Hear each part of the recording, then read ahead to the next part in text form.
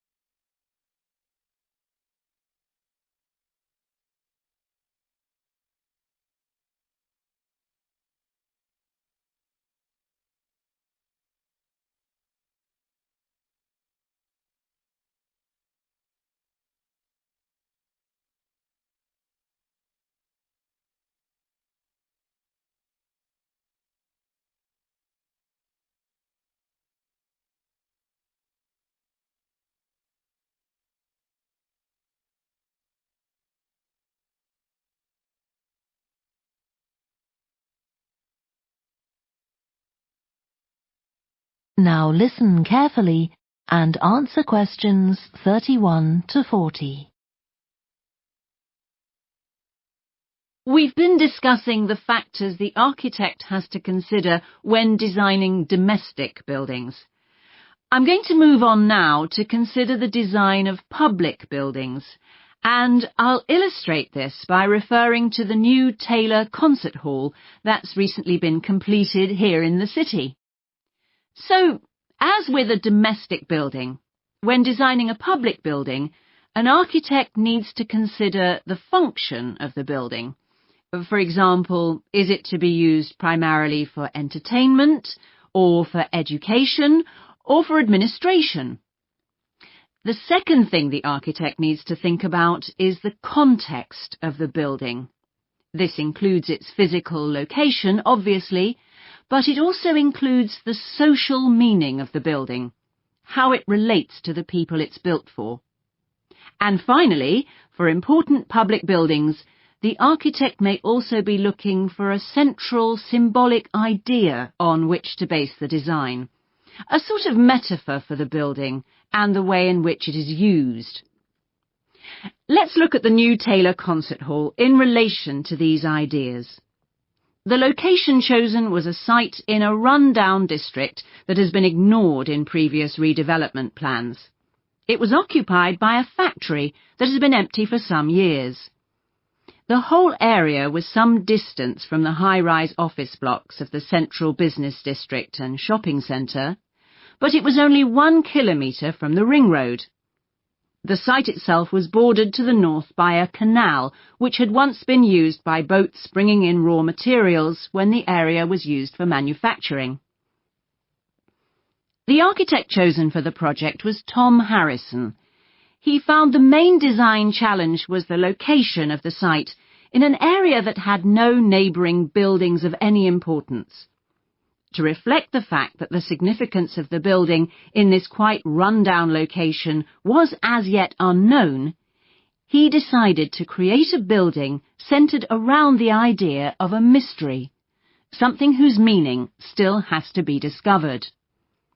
So, how was this reflected in the design of the building? Well, Harrison decided to create pedestrian access to the building and to make use of the presence of water on the site. As people approach the entrance, they therefore have to cross over a bridge.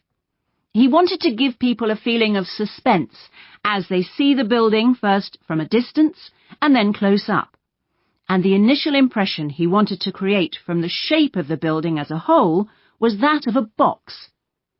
The first side that people see, the southern wall, is just a high, flat wall uninterrupted by any windows.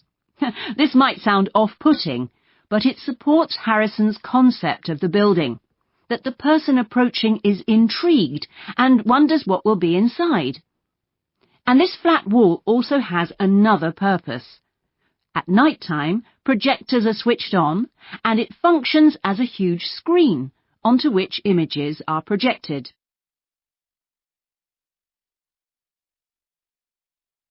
The auditorium itself seats 1,500 people. The floors supported by 10 massive pads. These are constructed from rubber, and so are able to absorb any vibrations from outside and prevent them from affecting the auditorium. The walls are made of several layers of honey-coloured wood, all sourced from local beech trees. In order to improve the acoustic properties of the auditorium and to amplify the sound, they are not straight, they are curved. The acoustics are also adjustable according to the size of orchestra and the type of music being played. In order to achieve this, there are 9 movable panels in the ceiling above the orchestra, which are all individually motorized. And the walls also have curtains, which can be opened or closed to change the acoustics.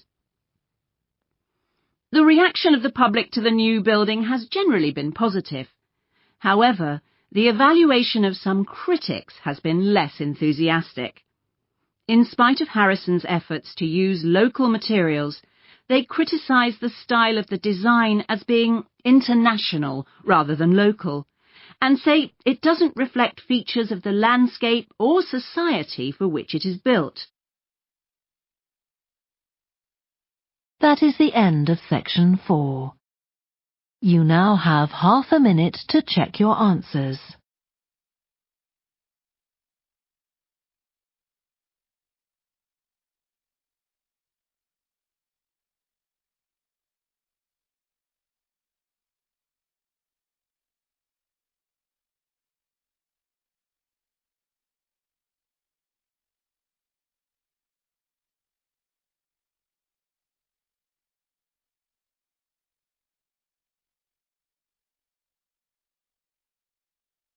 That is the end of the listening test.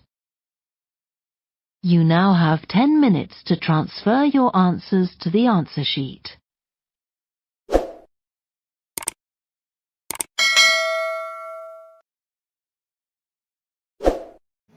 Now leave a comment below to let me know what you score. And if you missed any, make sure you reattempt it again. See you in the next video. Bye.